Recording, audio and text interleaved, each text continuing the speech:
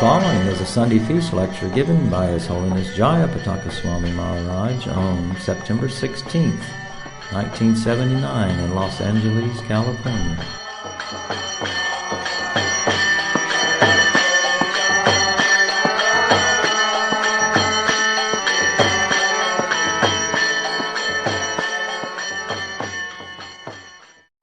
Krishna Chaitanya Prabhu Nityananda Sri Advaita Gadadhara Sri Vasari Gaur Bhakta Vrinda Hare Krishna Krishna Krishna Hare Hare Hare Ram Ram Ram Hare Hare Mukha karoti vachalang pangulang gayate giringayat kripa tamahang bande Sri Gurung dinatarinang Paramananda Madhavam Sri Chaitanya Iswaram.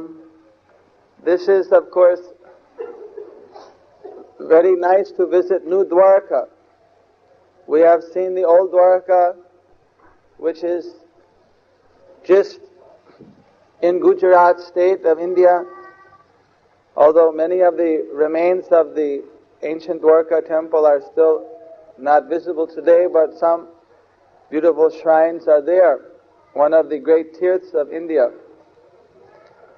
So here we have in this community commemorated the new Dwarka. Srila Prabhupada wanted that the devotees of Krishna around the world, they would appreciate the holy places and pastimes and activities and holy name of Krishna, Rama, all around the world. So to do that, he has named certain places and created a mood in certain places to commemorate these great ancient and holy places connected with Lord Krishna. Just like we have New Navadvip, New Vrindavan, we have here New Dwarka. New Dwarka is not a material name, it is a spiritual name. It signifies the love for transcendental life. There is a difference between our material life, which of course we are all immersed in, and transcendental life. Transcendental life is reality which is not changing, which is permanent, which is filled with bliss and knowledge. And this material life is always changing. There is no permanence, and there is a general ignorance of exactly where we stand. This is due to a basic misconception in material life of who we are. A human being is expected to ask himself, who am I? We don't expect it of a dog or a cat or a bird. But a human being is expected to question, who am I? Where have I come from? What are all the planets in the universe that we see at night, all the stars in the sky? Is there life on other planets or not? Is there life after death? All these questions are possible for a human being because his consciousness is more advanced than an animal's. Today, a special festival where a feast will be held just after this. So many people have assembled. All of them are human beings. Dogs, cats, birds. They have not assembled to hear these words of wisdom from the Bhagavad Gita. Because a human being has got the intelligence to understand. Unfortunately, an animal has not been given that intelligence by God. Therefore, an animal cannot inquire into these things. So then, what is the difference between a human life and animal life? I was surprised when I came in the West, I never saw this in India, to see a man running down the street without any clothes on. And then I asked someone, what is he doing? And they said, well, he's obtained a form of liberation. He's running down the street naked. Now he feels that he is free. He is able to go just like any animal, dog or cat, down the street. And I was quite puzzled. 12 years ago, we didn't see this in America. And I hadn't seen it at all in India. There, everybody wears clothes. And they are explaining in this way that they feel that the animals are really free. So if we can be, animals don't have to wear clothes, so why don't we be free like an animal? Of course, the desire to be free, the desire to have complete freedom from all kind of difficulties and material limitations, naturally is a desire of the soul. Every soul is desiring the free light of the spiritual sky. But I doubt, you see, that these people have really studied what is the real way to obtain that freedom. An animal, imitating an animal, is not really freedom. An animal is not a free person. He is simply bound by his nature. When one is a dog, even if we set him up on a very big chair, give him a king's robe, give him a king's crown, give him a king's meal, then if we take one shoe and throw, ruff, ruff, ruff, ruff, he'll go and chase. He can't go against his nature. In the same way, all the animals are following their nature. If we have a stoplight, red, green, when it's a red light, all the cars stop. When it's a green, they go. If we go against the red light, what will happen? We'll get a ticket. This is because we're human beings, we have some responsibility. If a dog goes across the no walk, does he get a ticket? No. Because he is not responsible. So the difference between an animal life and a human life is an animal has no responsibility. He has got no intelligence to understand what is the meaning of life. Therefore, he simply follows his nature. But human being, he's not meant to follow the animals. He's meant to understand what is the whole universe about. What is life all about? Is there a creator? Is there a supreme Lord? These things everyone knows who studies the Bhagavad Gita. That this world is created by God, by Krishna. Krishna, God, has so many different names, but the supreme being is one person, but he has got so many names. Nam nama kari bahuda nijya sarva shakti statarpita niyamita smonane nakala. There's so many names. So some people, they try to understand, but it describes in the Bhagavad Gita, Bahunam janmanam ante ganavang mang prabhadyante Vasudeva sarvamiti sa mahatma sadullabha, that it will take such a person many, many births. After many births of trying to find the truth, he'll realize that Vasudeva, Krishna is everything. Ultimately, one absolute truth is there. You see, so this is a shortcut. This process of Krishna consciousness is a shortcut. It avoids millions and thousands and hundreds and dozens of births, of repeated birth and death, to find out what is the truth. That actually we're not this body. We are not the mind. We are this living energy which is spread out, which is spreading consciousness throughout this body and causing this body to be a living body. When the living force leaves the body, then this body is simply a useless piece of meat, blood, intestine, skin, bone, marrow. When someone dies, then the relatives all come together and cry that, oh, grandfather has died. He has gone away. And they're crying, he has gone away, he has gone away. So who is gone? Who has gone? There is his head, there is his hair, there is his hands, there are his feet, there is his skin. Everything is there, but we are saying he is gone. So who is the he?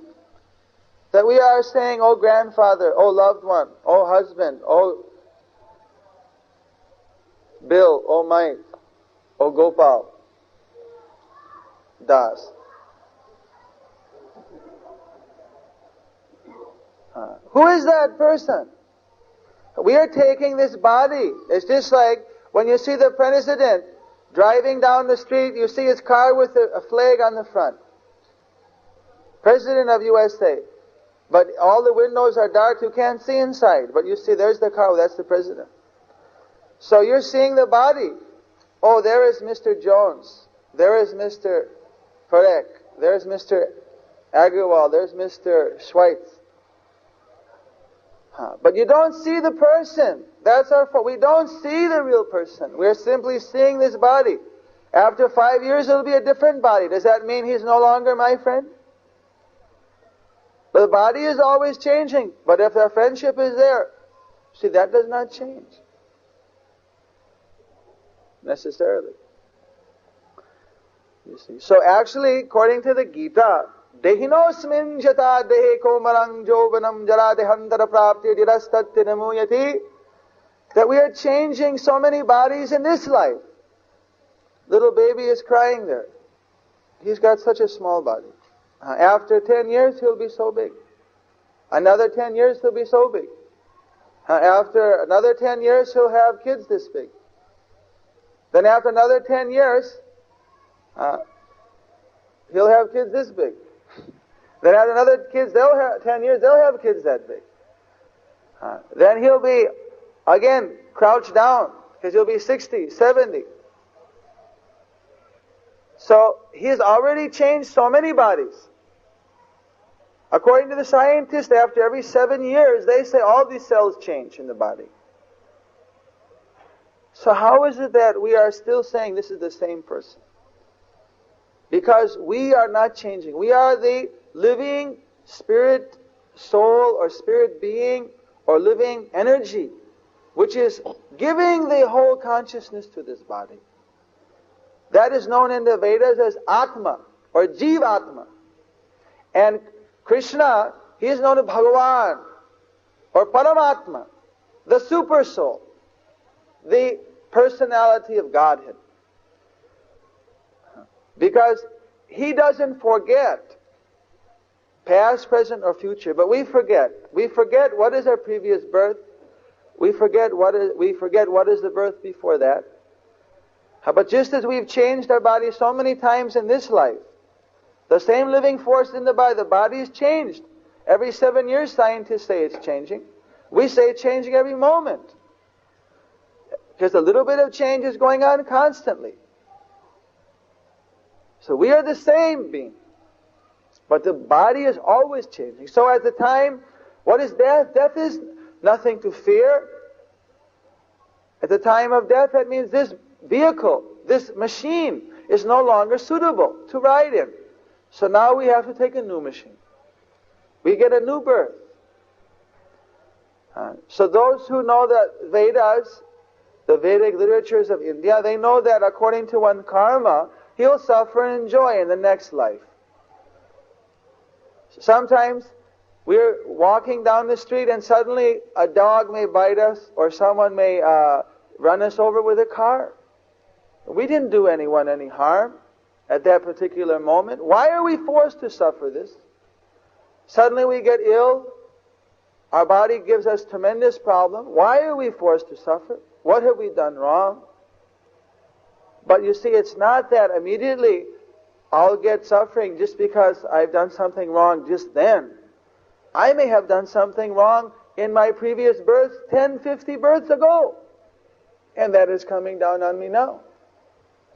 One would have a difficulty to create such a computer as what the controllers of the universe have created to understand what Krishna has created, how the laws of karma are working. That so many karmas are coming on different levels. Some are 10 births back, some are just recent happenings, some are even 100 births. In 7 different layers of manifestation, of fructification, of already expiration, the different reactions are coming. Cause and effect. Just like in physics, on a subtle level. If I give someone pain, in the future I'll get pain. If I do someone good, in the future something will happen to me. But the real thing is we're tied up in this unending chain of repeated birth and death. So an intelligent human being who knows I am not this body is a machine with senses which I am able to gather knowledge and certain sensations with. Ultimately I should know, who am I? What is this living energy which is existing in everyone? Which is every living entity? Who is the Atma? Who is the Spirit? You see, that is a reason of human birth. So this society of Krishna consciousness is first of all established by Srila Prabhupada, following in the disciplic succession from Krishna 5,000 years ago through Srila Narad Muni, Vyasdeva, and Madhva Acharya, coming down to Sri Krishna Chaitanya Mahaprabhu. There are 4 bona fide Vaishnava Sampradayas. Sri Sampradaya, Ramanuja is the Acharya of Sri Sampradaya. Brahma Sampradaya, Madhvacharya is the Adi Guru or the famous Acharya of Madhva Sampradaya. Then there's the Sri Vishnu Swami.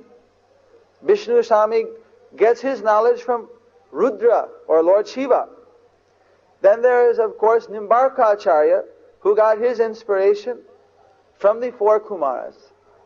So these 4 Vaishnava Sampradayas, they're all saying basically the same thing. There's one absolute supreme truth, who is a person. And we are his eternal servant. We are also eternal. And we have an eternal relationship. So these 4 different Sampradaya, 4 different successions of disciples, are all leading directly to the same goal. Balabhacharya was a contemporary of Lord Chaitanya, and who respected Lord Chaitanya very much, who got much personal instruction from Lord Chaitanya Mahaprabhu. And he preaches the Pushti Marg, which is worshipping of Krishna in his Gopala form. You see. So we have a very intimate relationship between all of these different successions. You see. So this Krishna conscious movement is following in the line of these great Indian acharyas. And according to the Brihat Naradiya Purana, it states, Hare Nama Iva Kevalam Khalo Vanaste Vanaste Vanaste Bhagavtiranyataha. That there's no other alternative in this iron age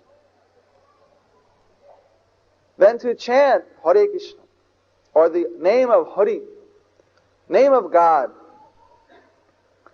Because he said 3 times to give emphasis. The 3 times mean that actually by trying to do good works in this life and one thinks he'll avoid bad, that's not possible because this age is so terrible, sinful of an age that we're always forced into doing things we don't even want to do.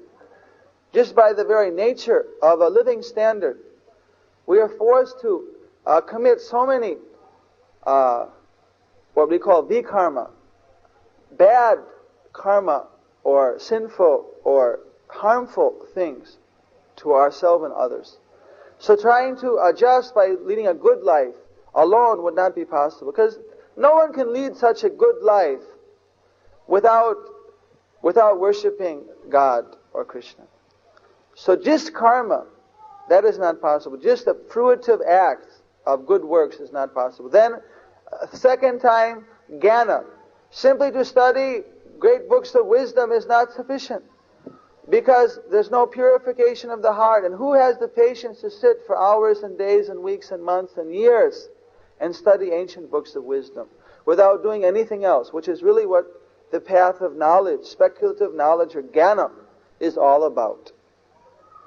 The third time, Harinama, Harinama, Harinamaiva, is, we say in Sanskrit, when things are mentioned 3 times, this is just like you say, don't do it, whatever you do, don't do it. You see, we say that means it's very emphatic. So the third time is emphatic that there's another process known as mystic yoga, where people practice the process of yoga and get yogic siddhi. Yogic siddhi is where one can levitate himself, he can travel anywhere in the universe, he can obtain anything, he can make himself small as an atom, big as a mountain. He can read someone's mind, he can control others' minds, he can do so many wonderful things. He can just reach his hand up and produce a rasgulla or a sweetmeat, and here, take. Whoop! Have a sweetmeat. You see. But of course, that is also a material facility. Very nice indeed. But that does not belie the fact we still have to know who we are and who is the ultimate truth.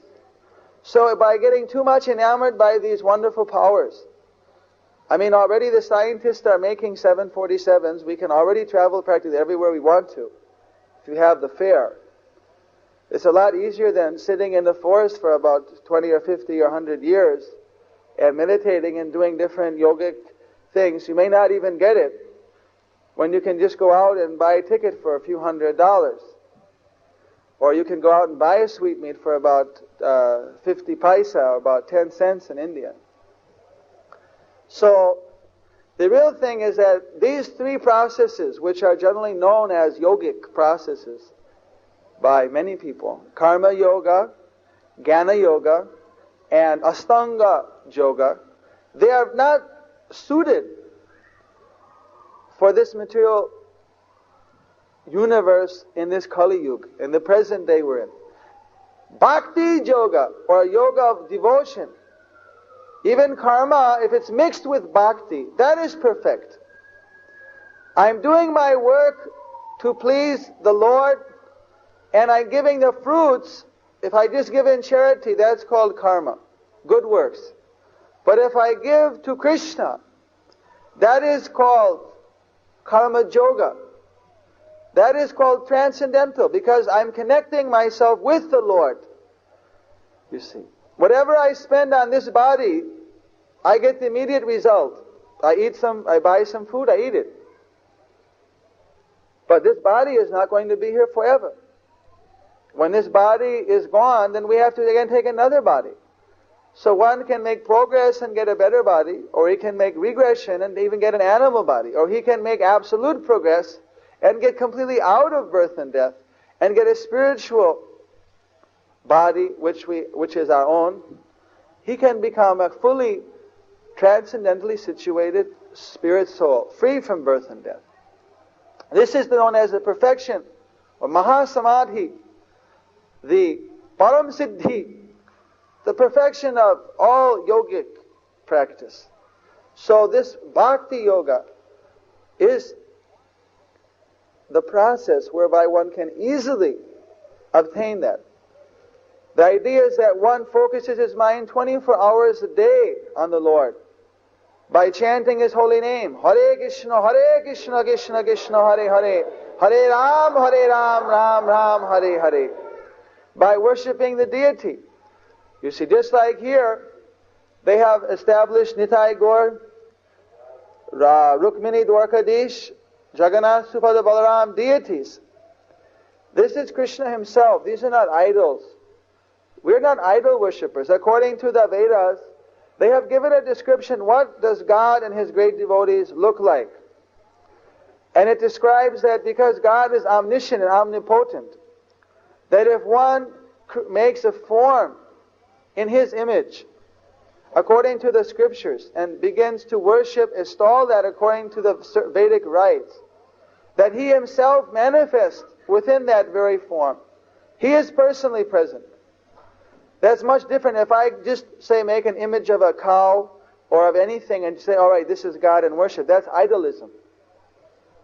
You see, that is not allowed. I cannot do by my imagination. But actually, God or Krishna, He's a person. He's got a form. He's got His friends.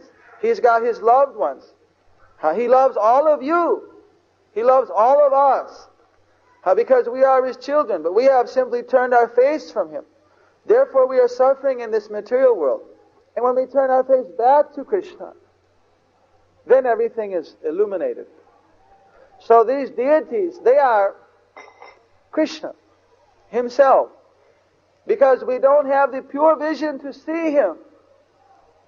So He has taken a vision in what appears to be a marble form or a wooden form, but He is actually present. So many devotees, they worship, and they can feel the presence of Krishna. This is all authorized by the scriptures. This is not something we've concocted. This is practiced all over India, all over the world. In every Hindu's home, one can find a picture or a deity of the Lord, Krishna or Ram or some deity. Krishna is the supreme of all the deities. There are so many demigods, like Shiva, Durga. They are all worshipable. We worship all of them. But they are known as, just like Lord Shiva known as Vaishnavanam Jata Sambhu. He's the greatest Vaishnava. He's the greatest devotee. Although He Himself is a great controller, He can give so many facilities. But He is also a devotee of Krishna. So all these things are great secrets which are revealed in the Bhagavad Gita and in the Srimad Bhagavat and in the different Vedic scriptures. So, just like here is being practiced the secret of worshipping the Lord, this is a process known as Archana. It's a process of yoga, part of the Bhakti Yoga system. This can be practiced in everyone's home. They can have a small deity of Krishna and worship with incense, offer a little fruit, a flower, water, chant Hare Krishna. And the whole house, you see, they can all get together. This creates a united family. Once a week, if the whole family gets together, chants before the deities, Hare Krishna, takes a little sweet meat and fruit, prasad. You see, we place the food before Krishna and chant, then we take that. That is considered to be sanctified foodstuff. The feast that is served here is all offered food. This is sanctified. By taking that food, one becomes purified. So we'd like that every household should have these deities of Krishna, small deities or big, according to one's ability, husband and wife. They should worship, and thus their relationship, Krishna is brought in their house, just like one of their children, you see, just like one of their own family members. And He is worshipped in that mood as the dearmost Lord of the family, you see, center of the whole household. So that is called a Krishna conscious house, and it becomes protected from all dangers by Krishna. If there are any dangers, just like the Pandavas, the great devotees in the Mahabharata, there's so many dangers, but they were saved by every step by Krishna. So when we take the shelter of Krishna, we become protected. So this is known as the practice of Bhakti Yoga, or a practice of devotional service. The yoga of love. We learn to give our mind, our speech, and our body in service to Krishna. It's very wonderful. So wonderful to give in love to Krishna. Because we are, of course, His part and parcel. He is the supreme, absolute whole. He is everything. We are His atomic portion.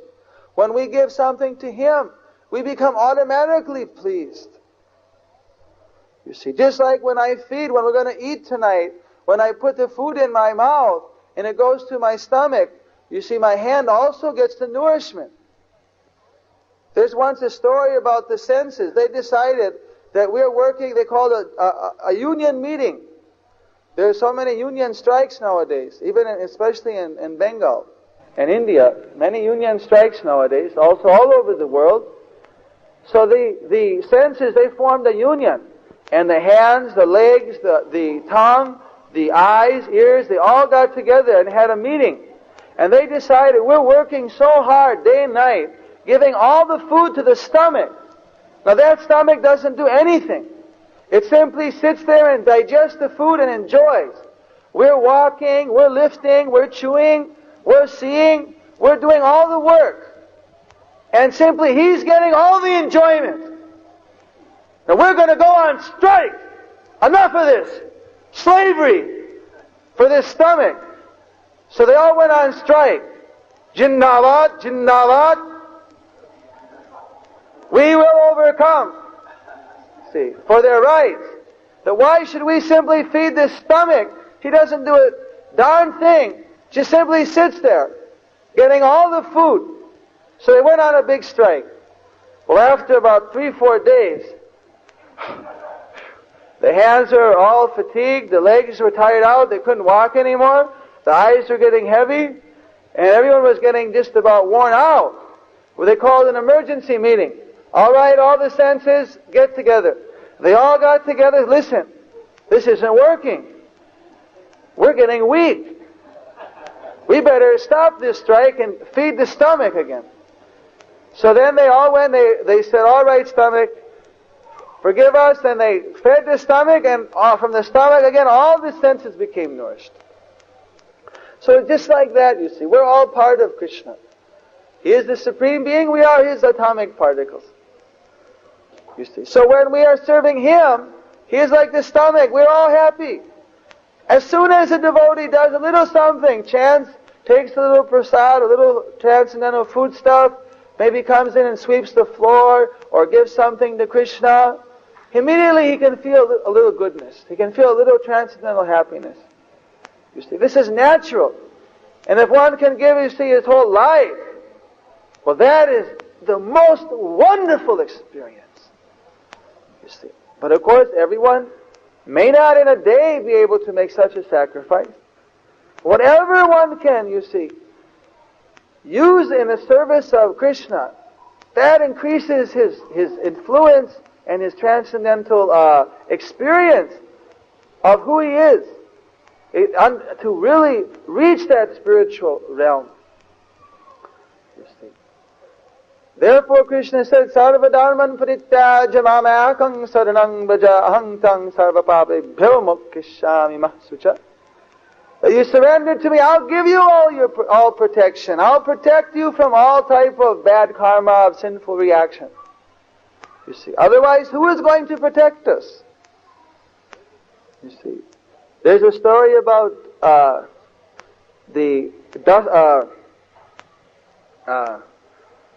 Valmiki. Before he was Valmiki, he was known as Dasu Ratnakar. Dasu means armed robber, dacoit, we say in India. This is armed robber. He's the worst criminal.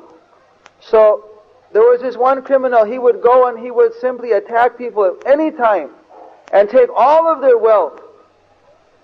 And he was a notorious bandit. So he had a wife and he had a grandmother and a grandfather who were living with him and his children. And he was stealing and robbing and getting the wealth and bringing home to his family. Well, there's a great sage known as Narada Muni. So Narada Muni, he was going along and he met this bandit. And so the bandit was going to rob him. I'll say, all right, give me everything you've got. Because Narada Muni, he was just a sadhu, he's a saint. He doesn't carry anything but a little musical instrument called a veena, like a tambura, like a sitar. He said, well, I don't have anything for that matter. And he played his veena, this stringed instrument, and that thief became a little bit softened. And he said, why you are doing all this thieving? Don't you know you're going to get a sinful reaction? Don't you know that all the people you're killing and stealing from, this is all going to come down upon you? Who is going to take all these sins? Who is going to take all the bad reactions coming? For many births you're going to suffer. He said, well, my wife, they're getting the money. My children, my parents, they're all getting the money. Well, they'll all take a share. Narad says, no, they won't take any share. You ask them if they'll take a share. I say, no, one will take a share. You ask them anyway. Who is going to take all these reactions for your activities? Remember, every action has a reaction. And he showed the laws of karma. We could see that for what I've done, every person I've killed in a future birth, I will be killed. He became very frightened. He said, well, thank you, great sage. I don't believe you though. However, I know they'll all accept the share of my reaction. So he went back and he requested his son, my dear son. Now, you know that I've been doing many murders and many killings, and I have to rob so many people. Now, of course, according to the laws of karma, I'll have to suffer so many reactions. Now, you've been eating all the food and all the money I brought home, and you've been eating. So, my dear son, you will take a portion of this bad reaction from me, so I may not have to suffer so much. Well, listen, Daddy, I didn't ask to be your son. After all, whatever you don't have to do that. You can feed me any way you like. I'm just your son, you know. I can't take any of those sinful reactions. He was shocked, you know. Then he went to his grandmother. And he said, well, Grandma, you know, his own mother, you've been, I've been doing a lot of stealing and thieving. I met a saint, and he showed me how for every reaction I do, there's a reaction. So I've been doing a lot of bad actions, and there's going to be a heavy reaction for that. Now, you've been living off of all the wealth and things I brought in, so surely you will take if you just take 1/4. There's 4 people here, the son, wife, and then you and my father. So if you just take 1/4 of these activities, then I'll be so much relieved. Well, I'm your mother. I never told you that you should go out and do all these bad activities. I'm very grateful that you're feeding me, but after all, what can I do? I can't take any of those sinful reactions. I'm about to die. I'm not going to go to hell for you. So then he was going to say, all right, my dear wife, please, I'm for you, for your happiness, for your interest, I'm going out and risking my life. I'm murdering, I'm killing, I'm stealing. You will at least take the share of these these bad karmic reactions. Oh, my dear, Dasu, baby. I've given you my life, and I'm to serve you for my whole life. But you could go out and get a job. You don't have to go out and kill people. You can feed me any way you like. I get your good reactions. If you do any good activity, I'll take. But I'm not going to take any of these sins. It's been hard enough this life, but I'm going to get tied down the next life too. I'm sorry. So he was crushed. Everyone had refused to accept rotting, and so many getting killed so many times, like for all the people he had murdered. So he went back to the great saint and said, everything you said was correct. No one would take a share of my bad activities. How do I get saved from this heavy burden? So then Narad Muni said, I will save you. But then you have to stop doing all these bad activities, and I have the process for you to purify yourself. So, well, I can stop. I'll stop doing all these murder that I'll definitely stop. So, all right, you should chant the name Krishna. You should chant the name Ram. I can't chant those names of God. I'm too much a violent, sinful person. I can't chant those kind of names. You got to give me something like murder, kill, smash, destroy, something nice. I can get into that. So then, Narada Muni, he said, all right, so you chant Mara, Mara, Mara, Mara, Mara, Mara, Mara, Mara. You chant Mara. One after the Mara in Sanskrit, and also Bengali, even Hindi, means to kill or to kill or to hit. But when one says Mara, Mara, Mara, Mara, Mara, Rama, it comes out Rama, Rama, Rama. When one says one after the other. So in this way he simply sat there chanting Mara, Mara, Mara, Rama, Rama, Rama, Rama, Rama, Rama, Rama, Rama, Mara, Mara, Mara, Mara, Mara. And so by chanting like that, he became fully purified from all the bad reactions. You see. So, you see, like that, we're doing so many activities, we don't know what is the reaction. Therefore, we have to get some teaching. So here, Rameshwar Swami, Srila Rameshwar Swami, he's the resident Guru, Acharya, and he is so many devotees here. They're here for simply teaching the people how to avoid suffering and how to obtain real transcendental joy in their life. So we want to attract more people. In fact, I was fascinated how Rameshwar Swami, he was quoting Srila Prabhupada's idea. You know, Srila Prabhupada, he came here to the West in 1965. And when he came here, he didn't come here begging. You know, so many, even the Indian government used to come in those days and beg for aid. But Prabhupada, he didn't come here begging. He came here giving. He gave us the Gita, Bhagavad Gita. He gave us this wonderful Indian culture and transcendental knowledge and happiness, transcendental joy, to make our lives full. You see.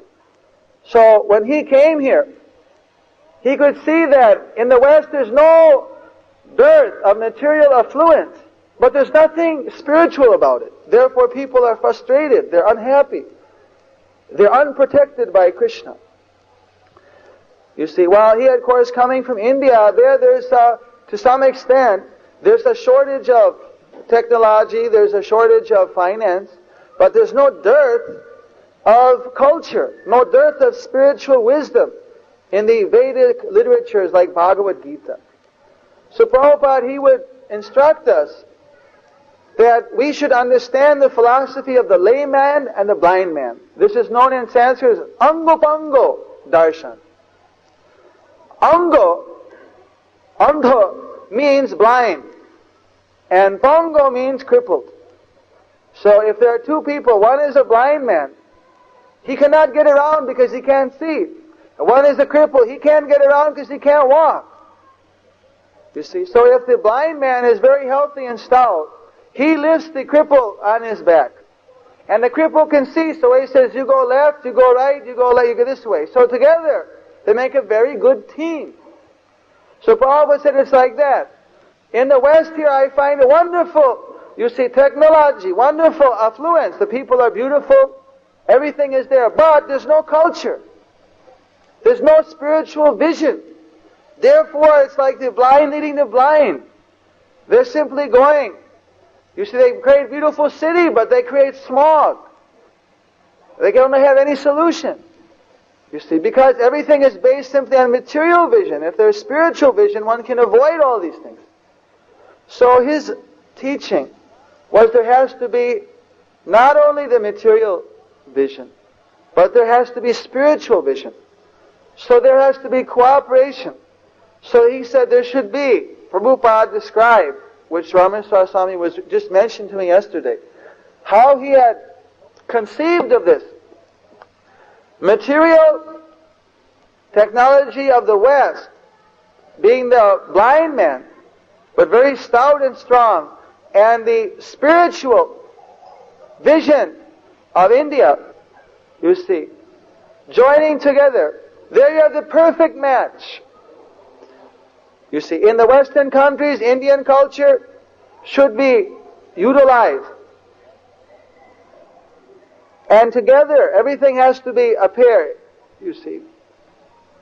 Then it's perfect. So he made this scheme for the full renovation and reconstruction of this Los Angeles temple, to make it the biggest cultural center in, if not in United States, at least in California and Los Angeles. This in the back here, this is the model of that complete reconstruction and, what shall we call it, renovation and development of this center. This building here, these buildings here, with restaurant, boutique, museum, and cultural center, community centers, wedding centers, the temple, everything, all in one. So this is a very beautiful and ambitious project. So he was telling me how this is the application of that Andhapanga philosophy, using the Western affluence and using the Indian culture together, you see. With the Indian culture, then people can get, with the spiritual culture, they can get real meaning in their life. So of course this is a good chance for everyone to take an active part in developing this community. You see, I was recently in London, and there the whole community, all the friends of the temple, they are all very active there in building a community. And some very nice developments are taking place. So now I see that in Los Angeles a similar type of development is going to take place. So if all the friends of the temple take an active part to see this be a success, that will certainly be a transcendental form of Bhakti Yoga. This will be the perfection of Karma Yoga, to do something to help this. You see, by either coming and just seeing what kind of help they can use, either coming, otherwise donating something, whatever it may be, giving it some good publicity, speaking about it to your friends. There's so many ways. It'd be very nice, I think, in Los Angeles to have such a wonderful community center. And he's doing so without limiting the book distribution and other preaching programs, which are the glory of this community here. You see, in India we also use the same philosophy. There we like to bring in some of the Western affluence and combine it with the Indian culture to make wonderful. We have a Gurukul there, where so many orphans and poor children are coming, getting free education. They're getting their good food with plenty of fruit and milk and grains and all healthy food, organically grown on our own farms. And there we have a cottage industry center where people from the village are given employment. They all practice devotional principle, and they weave cloth, and they print books and do very many things. We have our own printing presses and things. We have our own dairy, Goshala, with many cows, and our paddy fields and our sugarcane fields, so many agricultural fields. Everyone works in the gardens. So like this, there also we are using the same idea. Prabhupada also described this, that there are two sisters. You can say today America is like Lakshmi. Anyone who's in America, for them, you see, finance is not such a difficult thing compared to someone in India. But their culture is not very difficult. Culture is available. That is like Saraswati, goddess of learning and goddess of wealth. So the both of them, you see, that the two daughters, of Mother Parvati. They're the two daughters. So one requires both. Both sisters are required. So that way, here in this community, the idea of the two sisters cooperating, that they want to create a cultural center for Rukmini Dwarkadish, so that all the people, friends of the community, can really have a wonderful center to come to and to feel part of. And it's a very wonderful and ambitious program. So I just wanted to mention that, if anyone was wondering what this model here is all about. Now I think it's just about time for you all to take the prasadam feast, which is waiting. You don't want the prasad to get cold. But there'll be a little time for anyone to ask questions. I'd just like to repeat again that this temple is made simply so people can learn the art to practice in their own home. You see, come here for a while and be trained, or someone will go to your home and help how to establish a little center in your own house, how you can chant Hare Krishna in the park, anywhere. This is a great science of the self, science of the Supreme Self. You see, everything is very clearly given in the Bhagavad Gita, the great song of God, famous song of Krishna. It's a very scientifically and logically written, simply spoken by Krishna himself. Over 5,076 years ago, he spoke that. So it's available here. So many literatures available. We request everyone should go into it. If you're going on a trip, please stop by. I'm generally speaking either at Sri Mayapur, the birthplace of Lord Chaitanya, about 70 miles north of Calcutta, a 2-hour drive. And otherwise in Vrindavan, we have a very nice center.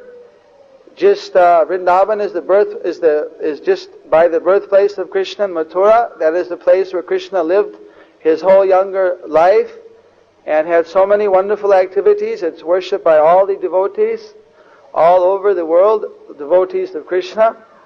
Or if you're going through Bombay, then you can stop by our Bombay Cultural Center right near the airport in Juhu. A very wonderful center. So many, this Janmashtami festival, the birthday of Krishna, over 500,000 people attended that festival. It was it's the cultural center of Bombay today. Biggest festivals are held there. And many of the great dancers and Vaishnav performers have gone there and sang and danced and performed. So anyway, whether you come for a visit to India, you're always welcome to stop in. And although I'm usually in the villages doing work with the people in the villages, you can generally see me at Sri Mayapur. We were very much honored that Srila Rameshwar Swami, he has promised to visit India for Prabhupada's disappearance celebration in Govardhan Puja in the latter part of October, his health and Krishna permitting. And if you all spare him. So we're very anxious to have his association there in India. And if any of you ever like to go for a trip, please ask the temple here how to get around and visit all of the centers. There's guest houses and nice facilities. You can have a nice visit of India. If you have any friends in India, you can always write to them and tell them to get connected with our center. Try to increase the community. Let's make a very good cooperation according to Prabhupada's desires and awaken the people to their real spiritual heritage of transcendental joy and bliss and knowledge, which is given to us in the Bhagavad Gita for everyone's benefit. Thank you very much. Are there any questions you'd like to ask? All right.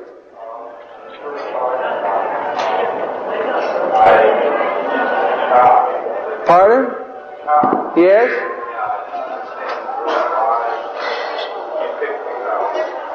Why did Krishna pick the cow? To be holy.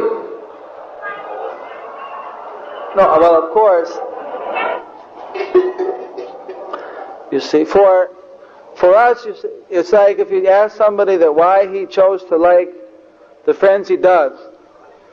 You say, well, I like you, sir, but I don't like the friends you keep. then naturally that person might not choose to like you. So of course, as to why Krishna chose the cow, because we consider he's the supreme controller, so he can make anyone any way he likes to. But as it happens, he's chosen the cow to be his dearmost associate and devotee. That, of course, nobody can say why he's done that. But if you'd like a few other reasons as to why we can logically understand some of the good qualities of a cow and why they should not be slaughtered and eaten, you see, more than any other animal, of course we can't say. There are many reasons. The cow is the animal which gives us the most wonderful food, namely milk. According to the Vedic scriptures, we have 7 mothers, including our own mother and this Mother Earth. And one of the mothers is also our cow. Because we, right from the very childhood, we are taking cow's milk.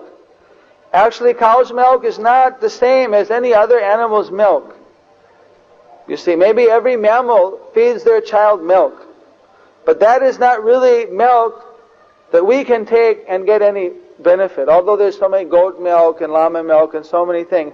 Actually, cow milk is special because it is perfect food. It is the perfect food. By taking cow's milk, one's spiritual capacity to understand transcendental knowledge becomes awakened. And the cow simply eats grass. It eats just simply grass, which is abundant everywhere. And it produces milk, which is a priceless gift. You see, a cow doesn't hurt anyone, you see, except maybe in self-defense it might use its horns. But basically a cow is a very peace-loving animal. You see, so the cow is giving such a wonderful foodstuff, milk, and what are we giving it? We're giving it a bunch of grass, which is available anywhere. Cheap.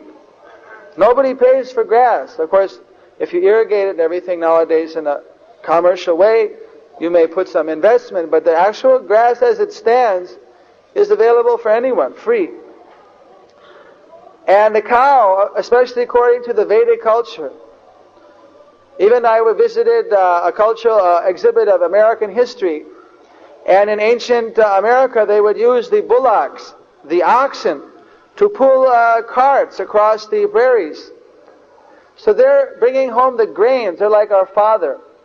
So, according to the Vedic understanding, just as we would not kill our mother and father for eating them, similarly, how can we kill the bull or the cow for our tongue, sense gratification? You see, that is a terrible sin or bad reaction, because the cow is doing no one harm. Now this is the other thing is that a cow, if it leads his normal life, if she leads her normal life, it describes in the Vedas that of all the animals, you see, a cow is the last animal birth. In fact, someone who is a cow, when he dies and again takes birth, then his next birth is a human birth.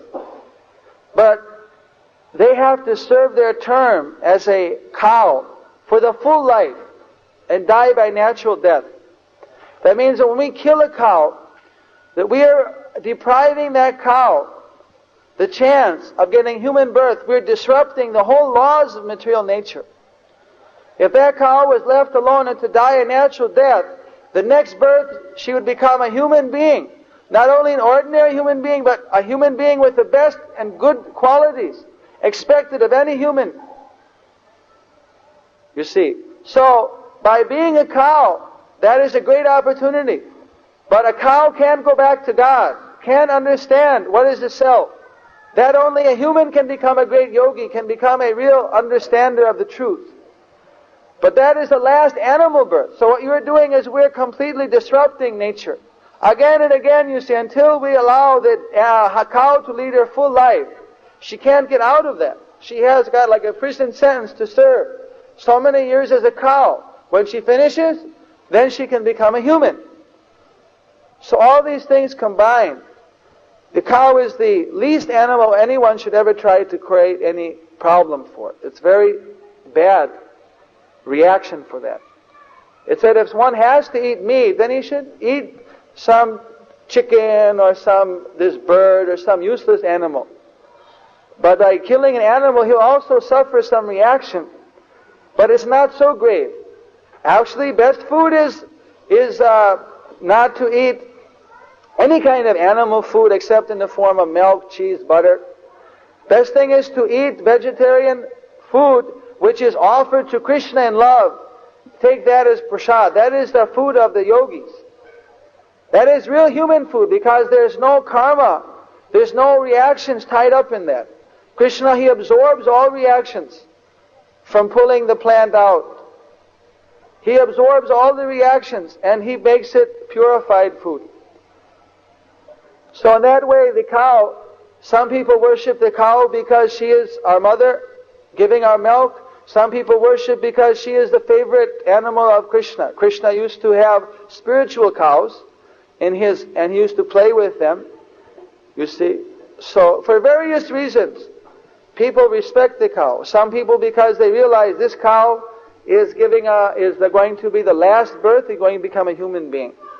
So she is completely, if it says that if the cows are happy, then the whole people become happy. Because the cows are such peaceful animals. If they get happy, they have some mystic power though. They have some mystic power that if all the cows in the country are happy, they make that whole country very prosperous. And whenever the cows are harassed, that country all the time will have various kind of forest fire, earthquake, wars, and different problems. Even there's no cause for it. All right, thank you.